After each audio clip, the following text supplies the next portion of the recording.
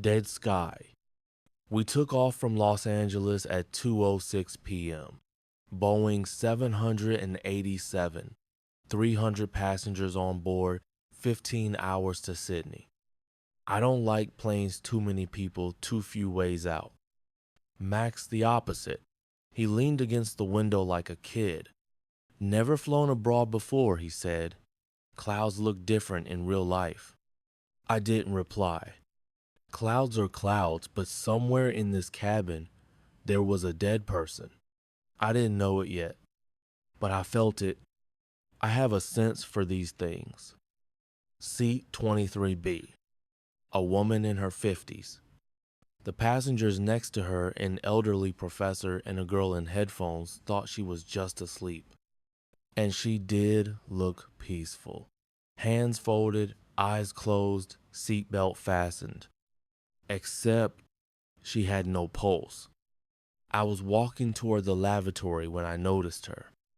Or rather, the silence around her. People on planes breathe, shift, cough. But here it was like a glass box. I slowed down, then stopped. Something was off. Alex? Max had called up. What is it? I didn't answer. Just pointed at the woman. He bent over and turned pale. She's gone. We raised the alarm.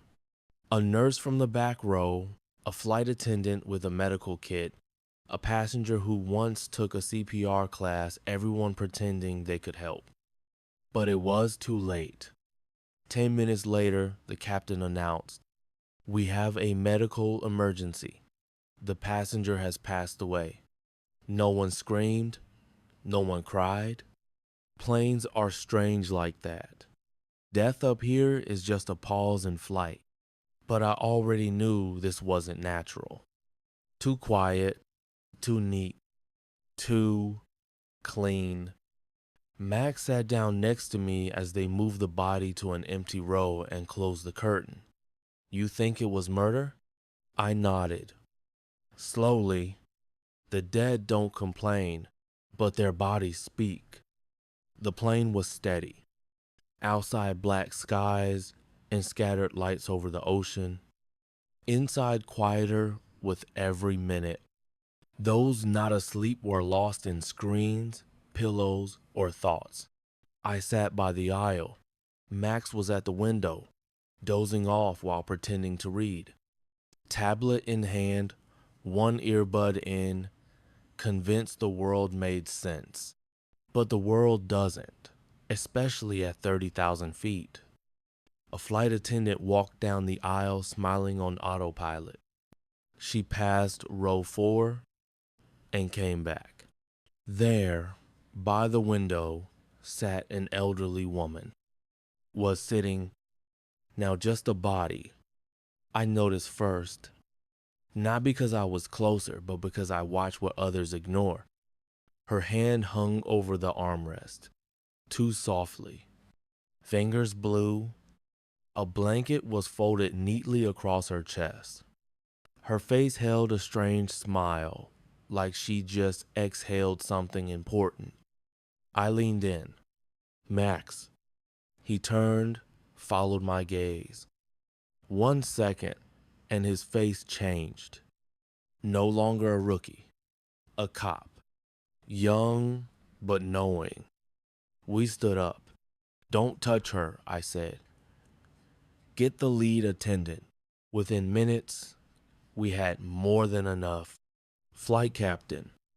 A medic on board. A few frightened passengers. Looks like heart failure, said the man in the white shirt. The medic. He checked her pulse, pupils, all by the book. She just fell asleep and the flight attendant trailed off. She knew her. Or maybe just didn't want to believe. Name? I asked. Mrs. Grace Hanley. British. 67. Departed from Los Angeles. Her son was supposed to meet her in Sydney. I looked at Max. He was already writing things down. You believe in coincidences? I asked. He shrugged. Almost 300 people on board, someone could die naturally. Sure, I said, just not sitting this straight, not with that kind of smile. What do you mean? I crouched beside the body, careful not to touch. On her neck, a faint mark from a chain, but no chain. On her finger, a pale circle where a ring once was. But the ring was gone. You see this? I asked. Max nodded. Someone took something? Or she took it off herself. But then why? I looked at the tray. A cup of tea. Barely touched. Half a biscuit. Bitten once. Why order tea? I said, if you plan on dying a minute later. Max said nothing. The captain approached. We'll notify authorities in Australia. Once we land, the body will be examined. Until then, can everything stay exactly as it is?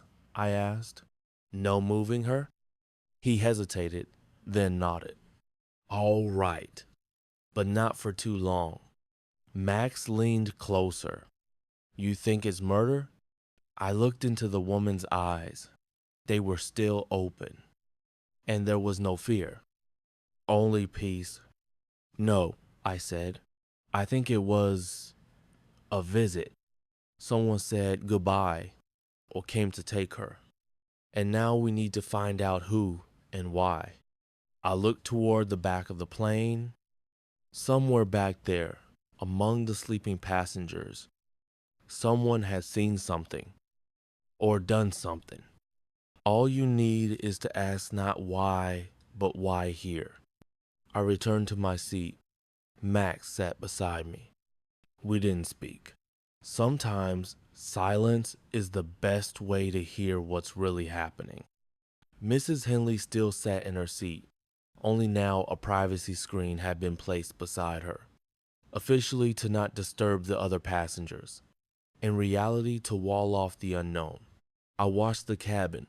Some people were asleep, some had turned on movies, some were pretending everything was fine.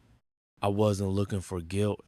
I was looking for a witness, a face, a hand, a gesture, someone who couldn't quite sit still. 2 rows ahead, a tall man in a business suit. He ordered a double whiskey right after the incident. Is it him? Max whispered. Number, he's just afraid of death, not of guilt. A girl passed by in the aisle, young, around 20, wearing a track jacket, carrying a bottle of water, but walking slowly like she was watching everyone. Flight attendant? Max asked. Passenger. I stood up and approached her. Excuse me, were you here when it happened? Yes. She looked surprised. I was heading to the bathroom. Then I saw everyone gathered around that woman. Did you see who she spoke to before that? No, I think she was asleep, or just sitting with her eyes closed. I'm not sure. Thank you. I nodded. She walked away. Max approached me. I ran Henley's background. Retired. Lived alone. In and out of clinics the past few years, blood pressure, heart issues. So it all adds up? Too well. I looked toward the service area at the front of the plane, where the tea was made, where the meals were prepped. Let's talk to the ones who poured the tea. Maybe they know who else approached her. We walked up. The flight attendant, the same one who first noticed the death, greeted us without hesitation. Her face was tense, but her voice was calm. I served her tea. Standard decaf bag, with sugar and lemon. Did anyone else ask for the same? I can't remember. Maybe the man in row 2, or a woman further back. We were serving almost everyone at the same time. You're sure you gave it to her? No one else could have brought it? I placed the cup on the tray and handed it over the aisle through the woman next to her. What did that woman look like? About 40, Short hair, serious, glasses. I glanced at Max. He nodded. We returned to the cabin. The woman with glasses was still there, sitting upright, eyes on her screen. I stepped up. Excuse me, we're reviewing the incident. You handed tea to Mrs. Henley? Yes, I was next to her. Took the tray and set it down. Why? Just confirming the sequence of events. She looked tired. I don't think anything was out of the ordinary. I noticed a magazine on her lap, open to an article about poisons. Chemist? I asked. Professor, University of Seattle, Organic Chemistry. A curious coincidence. She looked up, calmly, or just a coincidence. I walked away without another word. Max followed. What do you think? He asked. I think we have too many coincidences, but no actual evidence. Then we're not looking for evidence. We're looking for motive, or fear, or regret. In this cabin, at this altitude, someone knew Mrs. Henley would never make it to Sydney, and that someone is still here. There's no exit on a plane, only observation points. The plane felt frozen in time. Dim lights, the occasional footsteps, closed eyes, but real life was boiling inside people's heads. Those who had seen something or done something. Max and I walked down the aisle not like hunters, more like librarians, looking for books with the wrong pages turned. He said a man with a beard.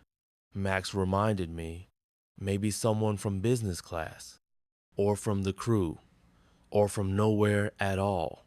A beard is like a hat convenient when you want to be roughly remembered. You think he made it up? Number, but maybe he gave us an image, not a face. We stopped by seat 19D. What's here? This is where that woman sat, the one who panicked when Henley collapsed. Remember? Yeah, her reaction was way too loud. Max tapped the back of the seat. A woman in her 50s with chestnut hair opened her eyes slightly. Excuse me, we'd like to ask a few questions about the incident. Of course, she straightened up. It was awful. I saw her begin to act strange. She turned toward me like she wanted to say something. Did she? Number. She just stared, very intensely. And before that, did anyone approach her? The woman paused. Her fingers nervously fidgeted with the edge of her blanket. There was a flight attendant, blonde, not one who usually worked this section. She offered tea. I thought it was odd. They don't usually serve drinks at that time, and Mrs. Henley refused. She even waved her off. Waved her off? I repeated. Yes, sharply, like she wanted her gone. I glanced at Max. Did you see where the flight attendant went? Number, she just walked away. Can you describe her? Blonde, tall, very calm. She had an earring in her left ear. Left ear? Yes, I noticed. I have the same one. The woman reached into her ear and pulled out a small ring. Here, exactly the same. Max was already jotting it down, and I already knew who we needed to talk to. We found the flight attendant near the service galley. She was checking the water tray. Blonde, tall, an earring in her right ear. Excuse me, do you have a moment? She turned without fear. Professional. Of course. What's going on? It's about the passenger in 17B. Did you approach her around midnight? Yes, I offered her tea. She refused. The whole thing felt tense. Why did you come outside of scheduled service? We got a call, someone pressed the service button. I came, but she didn't want anything. Maybe she changed her mind. Or, I don't know. Did you notice anything strange? She was very tense, holding the cup with both hands like she was shaking. But I didn't see any signs she was cold. Did you see anyone else approach her? She thought for a moment. One man, but he didn't come close. He was watching. From where? Across the aisle, opposite row. What did he look like? Gray hair, holding a magazine, staring without blinking. Max jotted it down, and I understood. We'd already seen him. He was still here. Chapter 5. He sat by the window. Row 17A. No one beside him. A copy of The Atlantic on his lap. But his eyes weren't reading, they stared through the pages, as if searching for something that wasn't written. Max was already walking toward him. I stopped him with a gesture. You don't always approach as an official. Sometimes it's better to just be a man with a question. I sat down beside him in 17B, the seat where a dead woman had recently been. He turned his head slowly. Alex Riley, I said, I consult with the police. We're trying to understand what happened. You were here when it did, weren't you? He nodded. No surprise, no fear. Yes, I saw. I watched her for most of the flight. Why? She looked tense, like she was expecting someone to recognize her. I stayed silent. He went on. I teach psychology, or taught to be exact. I'm retired, but habits stick. People, their mannerisms, micro behaviors. Did you notice anything specific? She kept her hands on her bag the whole time, even when she slept. No one does that without a reason. And the reason, in your opinion? He hesitated for a moment, as if choosing how much he was willing to say. Fear, not paranoid expectation. Like she knew something was going to happen. Did she talk to anyone? Almost no one, except once. He glanced down the aisle. A man, young, walked past her toward the restroom. On his way back, he leaned in, said something. She flinched. He apologized, then took his seat. Where? I don't know. Somewhere in the back. Gray hoodie, no face. Max stepped closer. We need to check the camera. There's only one in the cabin above the restroom. The angle's weak, but we might catch something. I stood up, nodded in thanks. One more thing, the professor said as I walked away. She told him, you shouldn't have come. I haven't forgotten those words. The camera didn't help. Pixels, shadows. But the figure in the hoodie was there. And the lean towards seat 17B, too brief for a casual excuse me. Too tense for a coincidence. We headed toward the back. Max scanned the rows, compared the manifest. One name didn't fit.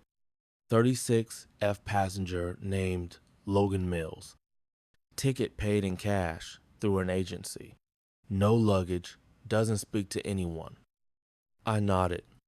He's the one. He sat like the whole flight wasn't a journey but a sentence. Thin, hooded, hands clasped, eyes down. I didn't introduce myself, just sat beside him. Who are you? He asked after a minute of silence. Someone you don't have to lie to. I'm not an agent, not a judge. I just want to understand, and if I don't talk, then it'll be worse. Not for you, but for whoever decides you're hiding something. He looked at me. not afraid but aware. He knew I wasn't a passenger. She was my mother. A pause. Long. Max froze. I didn't react. Just listened. I hadn't seen her in over 10 years. She left. Just disappeared. And then this letter. One paragraph. If you ever want to understand, I'll be on this flight. You came? Yeah. I thought she'd say, I'm sorry. But she said, you shouldn't have come. Why?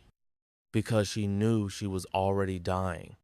She didn't want me to see it. I looked into his eyes. There was no lie there. There was regret, but not guilt. Did you see anyone approach her later? Number, but I saw someone watching her, constantly, without looking away. Where? First row, with a laptop. Looked like he was working, but he never typed a word. I sat by the window. Outside, thick clouds blurred the sun. Inside, everything was quiet, almost unreal. Max sat next to me, sipping water, his tablet resting on his lap. I noticed he wasn't just writing facts. He was logging thoughts, theories, learning to think like I did. That pleased me. He wasn't just listening, he was absorbing. What do you think? I asked, still staring at the sky. Why would someone kill a woman in business class in the middle of a transatlantic flight, surrounded by strangers? Max shrugged. Maybe they thought no one would notice. The perfect crime, 10 kilometers in the air, sealed in a tube. I turned to him.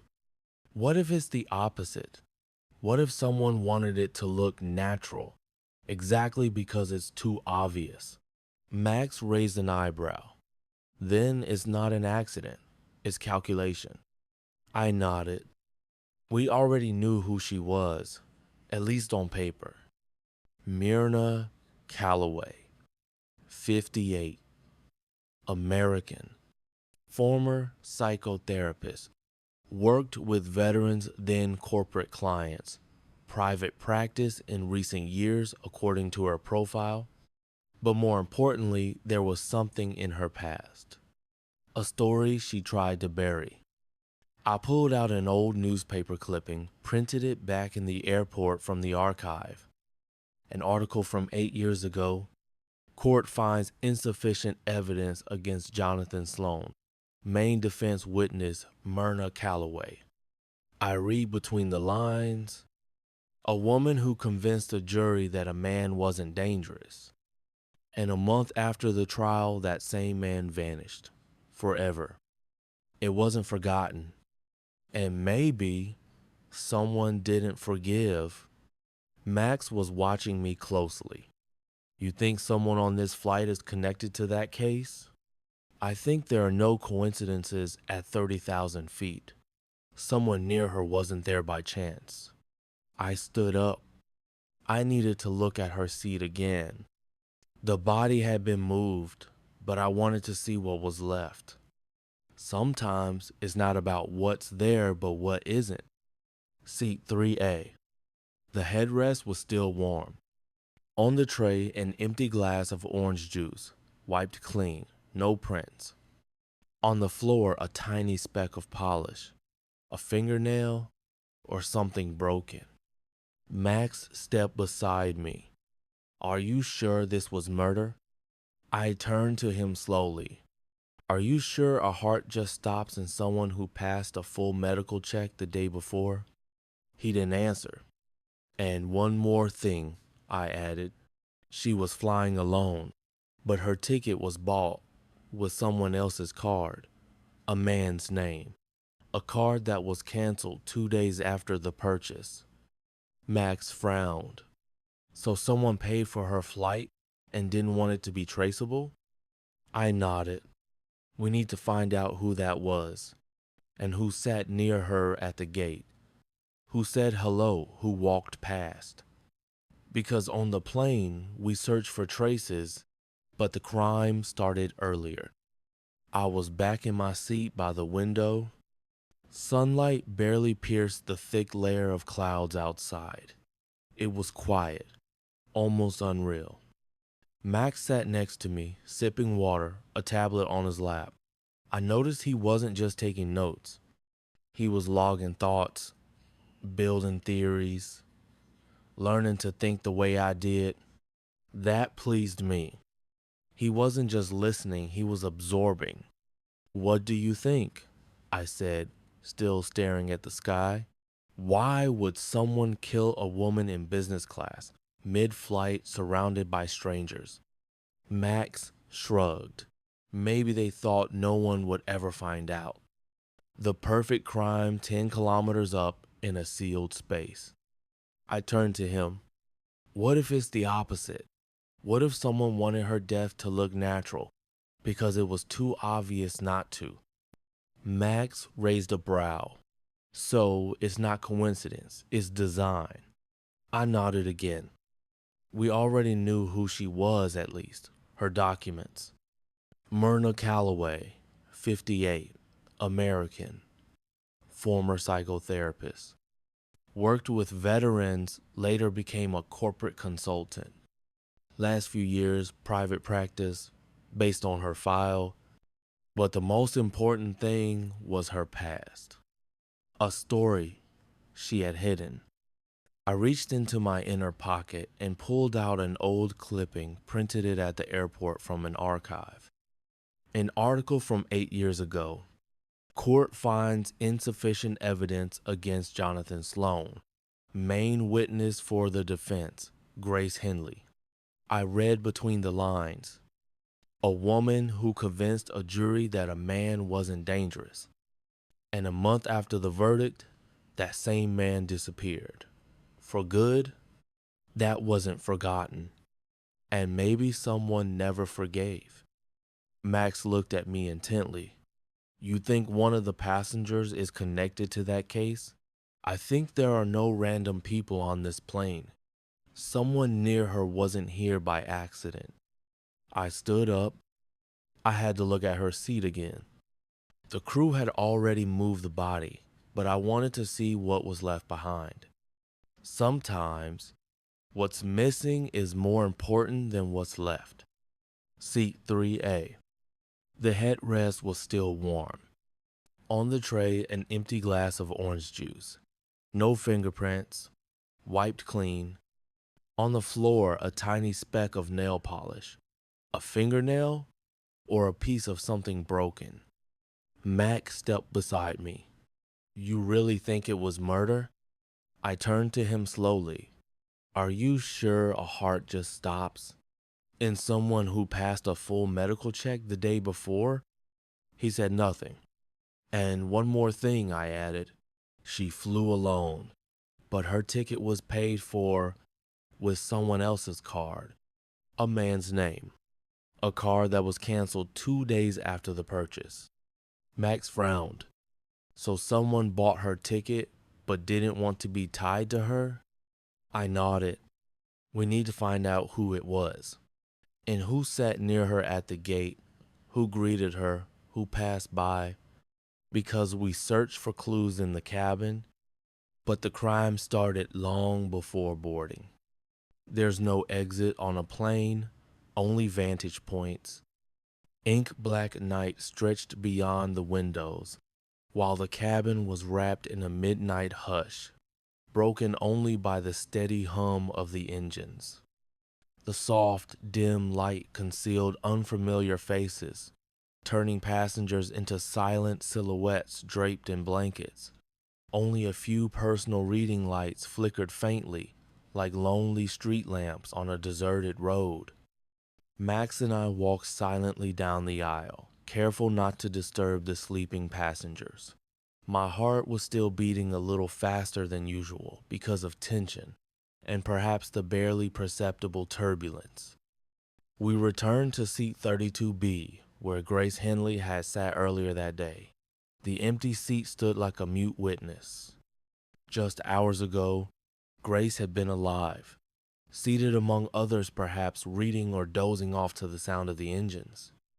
Now, all that remained of her presence was a shallow dent in the seat cushion and the faint trace of perfume lingering in the air. I ran my palm over the cold armrest, as if greeting a ghost, a crime scene at 30,000 feet. I dropped to one knee and checked the floor beneath the seat. In the narrow beam of my pocket flashlight, a tiny glint sparked. I reached down and carefully lifted a small shard. Resting on my fingertip was a fragment of dried nail polish dark burgundy, the color of dried blood. Grace's nails had been neatly trimmed with no trace of polish. That meant this tiny clue belonged to someone else. "Max, take a look at this," I whispered as I stood up. The sliver of dark red polish glimmered in my palm. Max squinted, trying to see. "Nail polish? So what?" he muttered. "Grace didn't wear any," I reminded him. "This could have only come from someone else, someone who got close enough to leave it behind." Max shivered. "You think there was a struggle?" he whispered. "But nobody noticed anything." "It's unlikely that a shard like this just happened to be here," I said, shaking my head. "Imagine if Grace tried to push someone's hand away, or if someone held her down. A chip of polish could have come off. Doesn't feel like leftover trash from the cleaning crew." He nervously ran a hand through his hair. "You really think she was murdered?" he asked softly, as if afraid of saying the word out loud. "Too many things don't add up," I whispered back. "I'm nearly certain. Look at the position her body was in when we found her. Remember the faint bruise on her temple? Looked like she hit her head. But when we discovered her, she was neatly buckled in, head resting against the seat back, like someone had picked her up and placed her back after she fell." "You're saying she was moved?" Max murmured, his eyes flickering between doubt and dawning understanding. "Exactly," I said quietly. "No one dies that neatly. Someone moved her." Max exhaled sharply. "So, there's a killer on board," he said shakily. The word killer hung in the stale cabin air like frost. If I was right, then somewhere among these slumbering passengers, a murderer was lurking. He hesitated, then whispered, "But who?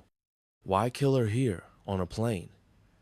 You think it's all because of that trial? Because of Jonathan Sloane?" She testified in his defense. I nodded. Maybe she knew more about Sloane than she let on. Jonathan Sloane disappeared not long after that trial. And now Grace is flying across the ocean on a ticket paid for by some unknown man. I shook my head.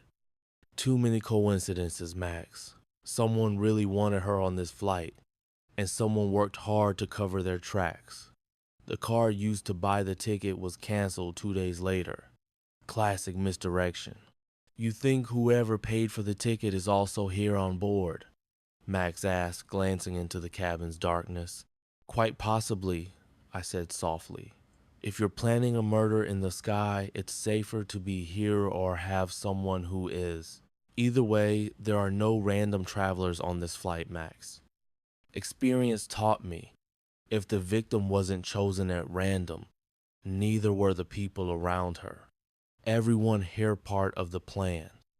I looked down the aisle. A strange feeling settled in standing in a sleeping cabin, knowing that one of these peacefully resting people might be a cold-blooded killer. Just that morning, we were nothing more than passengers drinking coffee from plastic cups, trading pleasantries. Now, reality had changed genres. A calm flight had turned into a murder mystery, and we were the lead characters. I wrapped the polish shard in a tissue and slid it into my pocket. Now we had a clue.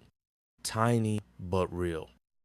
A rustle behind us, someone rising quietly from their seat. I turned. A woman from the row behind us had slipped into the aisle, trying not to disturb anyone. For a second, she paused near us, offering an apologetic smile for the intrusion. In the dim light, I caught a glimpse of her face gaunt, with dark circles under her eyes. Her gaze flicked quickly, cautiously over me and Max. She clutched a small leather purse to her chest, her slender fingers nervously tugging the strap, and on those fingers I saw dark burgundy polish. One nail chipped, fresh. My heart skipped a beat. I kept my face calm and stepped aside, letting her pass. She nodded in thanks, eyes downcast, and glided past us, heading toward the rear lavatory. Max straightened beside me like a drawn bowstring. His expression told me he'd seen it too. The polish on her nails matched the fragment in my pocket. A coincidence? Not likely. A chill crept through me. This quiet overnight flight had just become a deadly game, and we just spotted one of its players. The hunt had begun. The truth doesn't die in the dark, it hides in the eyes of those who refuse to see it. We started with the basics, the passenger list. I asked the flight attendant, and though he hesitated, the mention of a police detective and Max's official tone did the trick. There were 42 passengers in business class. At first glance, no familiar names. But I wasn't looking for familiar faces. I was looking for patterns.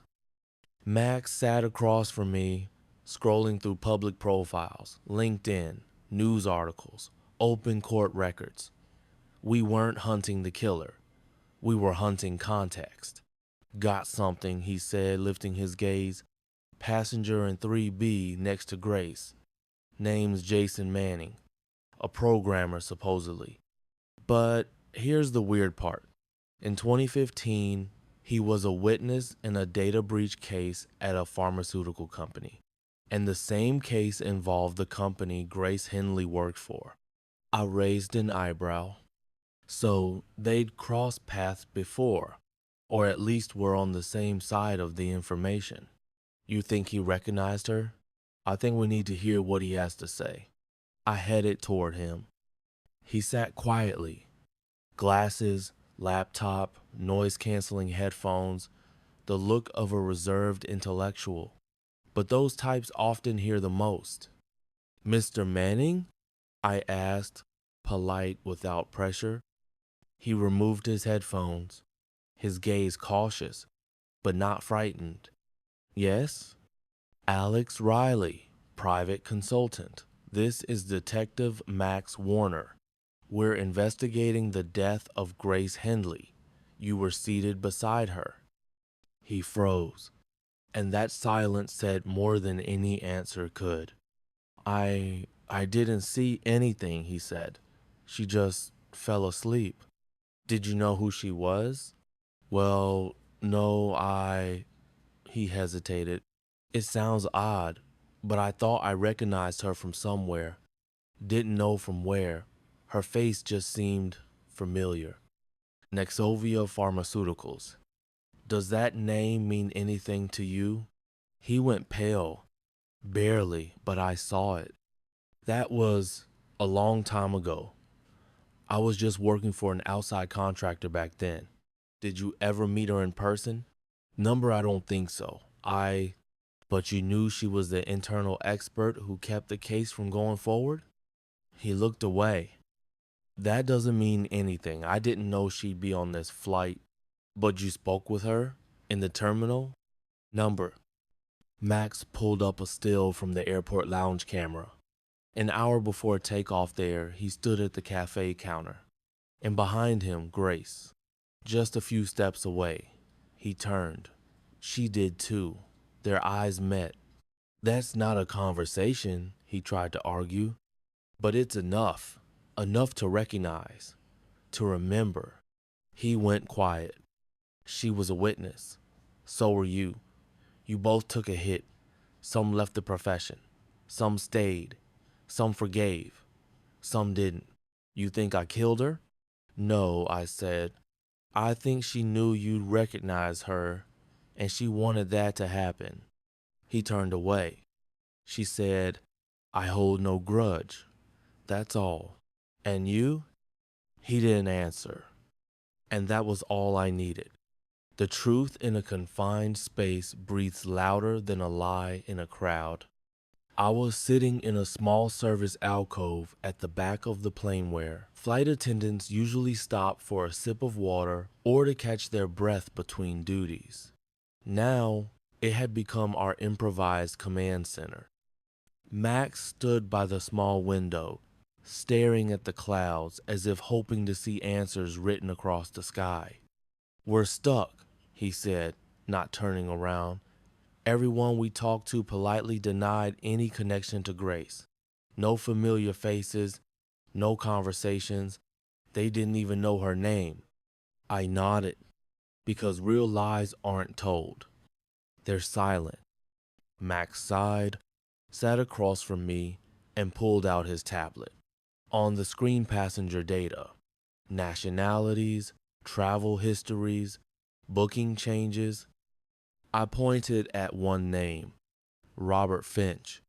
There he is, I said, the only one who changed his seat less than 24 hours before takeoff and moved closer to Grace. But he said he did that because he wanted a window seat, Max reminded me. Yeah, and that's suspicious, because his original seat was also by the window. Max frowned. You'd think he knew where she'd be sitting? Or someone asked him to move. The question is who and why. We got up. I walked over to his seat, 3C, directly across from where Grace had been. Robert Finch, a man in his 50s, with the face of a lecturer or consultant. Too polite, too composed. Excuse me, Mr. Finch, I said. Mind if I ask you a few follow-up questions? He set aside his magazine, looked at Mess lightly, surprised, but not afraid. Of course, I already told you everything I could. I sat down in the empty seat beside him. You changed your seat before takeoff. Why? He shrugged. I just thought it would be quieter here. I don't like sitting near the galley. Did you know Mrs. Henley? Number, not at all. Didn't even know her name until you said it. I pulled out my tablet and played a short clip from the boarding lounge camera. In the footage, Robert Finch walks past a cafe. Behind the glass, Grace Henley. He doesn't just glance, he stops. You didn't know her? I asked. Then why look at her like you recognized her? He stayed quiet. His shoulders tensed slightly. I saw her at a conference last year, I think. Just recognize the face, that's all. That's all isn't how people talk, especially when someone from the past makes them look afraid. He looked down. Max stood a few steps away, watching like a referee waiting to see which of us would say too much first. We've talked about people hiding something, I said. But some aren't hiding. Some are just waiting to be uncovered. Living with their own truth is hard. Living with someone else's forgiveness harder. Finch didn't answer, and that was all I needed. We returned to the service alcove. I looked at Max. He knew her, but he's afraid to admit it. Then we're not just looking for a killer, we're looking for motive. Whoever wanted her dead didn't want revenge. They wanted silence. Max pulled up another name on his tablet, Carolyn Spencer, closest seatmate in the cabin. We hadn't spoken to her yet.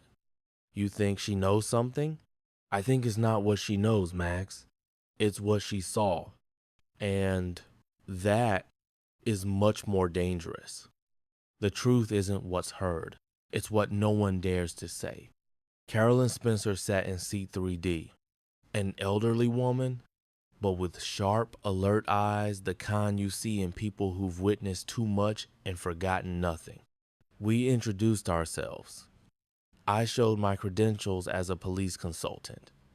Max gave a polite nod, no more. We'd like to speak with you, ma'am. About the passenger who sat across the aisle, Grace Henley. Of course, she replied, her voice calm and unsurprised. I knew you'd come. Why? Because that woman's death was too quiet, too arranged. I sat down next to her. Max stood a few steps back, staying out of the way. Did you speak with her? Number, but I watched her. It's a habit of mine. I read people during flights like books. Who's with whom? Who's alone? Who's pretending not to be? And what did you read in her?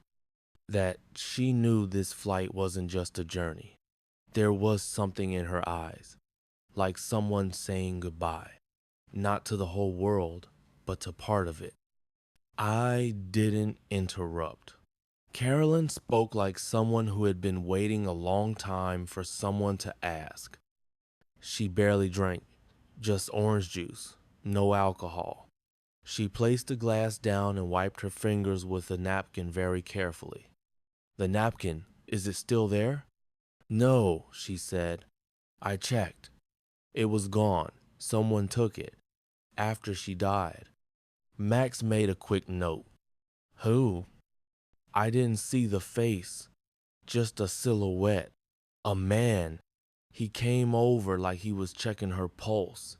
Then he sat for a moment and picked something up from her tray. Not the glass. The napkin. What did he look like?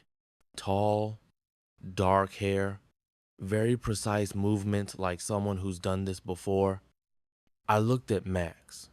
He pulled up the passenger manifest again. Only 3 men matched the description.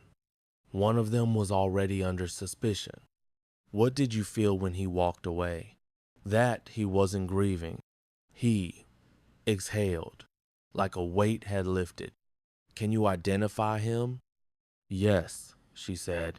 If you show me the faces, I'll know. Max held up the photos. She pointed. Robert Finch. But you've already talked to him, she added. And he lied. He knew her. I saw how he looked at her when she boarded. I stood up. Thank you, ma'am. You've been very helpful. Carolyn smiled slightly, but her eyes remained serious. One thing, detective. Not everyone who's guilty is the one holding the weapon. I knew what she meant. We walked away, and I could feel the truth drawing closer. All that remained was the right question.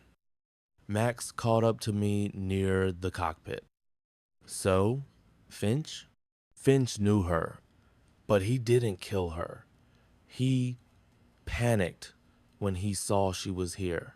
Then who did? I glanced toward the back of the plane, where people become less visible, where someone could sit unnoticed. The one who sat with her before the flight, but not during. Max froze. The one who bought the ticket but didn't board? Exactly, I said. You think the killer never got on the plane? I nodded. Or did under someone else's name. What перевод на английский? Asterisk, asterisk. Sometimes the loudest name is the one not on the list. Asterisk, asterisk. Max and I returned to the screen displaying passenger data. Max started scrolling through the list, cross-referencing it with the boarding passes. I looked at those names like lines of code, logical, but not all of them real. You're looking for a ticket bought under a man's name but flown by a woman, Max asked. I'm looking for what doesn't fit. Someone paid for Grace Henley's ticket. A man. Name Martin Geller. Then the card was canceled. That means he never intended to board. Or Hay boarded under another name. Max thought for a moment. We don't have a passenger with that name. And we won't. He's not stupid. He either used someone else or faked the ID. We need the full passenger list with photos, if possible. We gained access to the internal system. The crew handed over boarding gate camera footage. At first, It was just wide shots, blurred faces, sped up movements. Then Max started tracking boardings by seat number. There she is, he said, pausing. Grace. And this, he froze. Wait, that man's right behind her, but he's holding 2 tickets. I zoomed in. Yes, clearly visible. 1 passport, 2 boarding passes. He hands one over and checks in. The other pass, he slips it into his pocket. He could have boarded under a fake name, I said, and kept the other ticket as cover. Name on the boarding pass is Thomas Nash, 36, from Sacramento. Check that. Was there a booking for Thomas Nash? There was, but it was bought last minute, the day before the flight. Paid, Max clicked. In cash, at the airport, via kiosk. I gave a half smile. The real Thomas Nash probably doesn't even know he's flying. And he, Max typed again, filed a report for a lost passport a week ago. And guess who submitted it? Martin Geller. Close. An alias matching the details of the card used to buy Grace's ticket. It all lined up. He changed names, took someone else's booking, boarded as someone else saying was near her when she died, or rather, made sure she did, and then took a seat in the back, where we'd never think to look, because he knew no one pays attention to those who fade into the background. Max straightened up. We've got 3 hours left in the air. We have to find him. No, I said. We have to flush him out, quietly, no chase. How? I took the tablet and typed a quick message for the crew. Just 1 sentence. Announced that upon landing, all business class passengers will be individually verified by police. Max read it and nodded. He'll move before we touch down, because people like him can't sit still when the deck turns against them. 20 minutes later, a man rose in the back of the cabin. Too calm, too out of place. He walked toward us as if he already knew where to go, and I already knew it was him. Max stepped aside, blocking the path behind him. Good morning, sir. May I see your boarding pass? He smiled, but there was no fear in his eyes, only exhaustion. It was going to end anyway, wasn't it? Almost, I said. Just need you to tell the truth. And he nodded. No resistance, no running, because he'd already lost. Sometimes a killer surrenders before anyone even calls him a killer. We escorted the man under the name Thomas Nashinto a small crew compartment behind the cockpit. The flight attendants closed the door behind us, leaving the 3 of us in a dimly lit, cramped space. The hum of the engines and muffled footsteps of passengers echoed just beyond the panel wall. He didn't try to run, didn't offer excuses. He just sat on a folding seat, hands clasped. My name's not Thomas, he said first, and it's not Martin. Those names were just convenient. What's your real name? Max asked. You won't have time to verify it before we land. My name won't help you. Then why come here? I asked. If you wanted to leave quietly, you could have stayed in your seat, passed the check, disappeared. He looked at me closely. Because she wasn't supposed to speak. Grace? Yes, she promised to stay silent. 10-year silence. Then, suddenly, letter. A ticket. Let's talk. Like we had something left to say. Max stared at him, not hiding his feelings. You knew she wasn't just a retired pharmacist, but a key witness in a case that was once buried? I knew who she was. I was that case. The one left in the dark when her testimony flipped everything. He exhaled, silent. I didn't kill her out of revenge. Then why? I asked. Because she forgave me. Do you understand? She knew what I did. And still, she chose to forgive. He leaned forward. But when you're forgiven for something, you can't forgive yourself. For it breaks you. It tears you apart. I couldn't take it. I looked at him, and for the first time, I didn't see a monster. I saw a man who'd once taken a wrong step and had been walking on a razor's edge ever since, knowing how it would end. How? Max asked. How did you do it? I added a compound to her drink right before takeoff. It looked like orange juice. She ordered it herself. I had access through a contact at the airport, a tiny vial, just one drop and the heart stops. He fell silent. Why now? I asked. Because she said, I'm not afraid anymore. I told my lawyer everything I couldn't say back then. He dropped his gaze. She chose freedom, and I couldn't accept that. Max took out the cuffs. You're under arrest. I know. He held out his hands. I just hope someone feels lighter now. By the time we returned to the cabin, dawn was already brushing the sky outside the wings. We were nearly there. The other passengers had no idea that an entire investigation had just wrapped up at 35,000 feet. I sat back in my seat. Max quietly asked, You think that's it? Now comes the truth. And as always, it arrived quietly. No headlines, no drama, just an empty cup, and a name that won't be forgotten, Grace Henley. Some crimes aren't committed out of hate, but because someone stopped being afraid.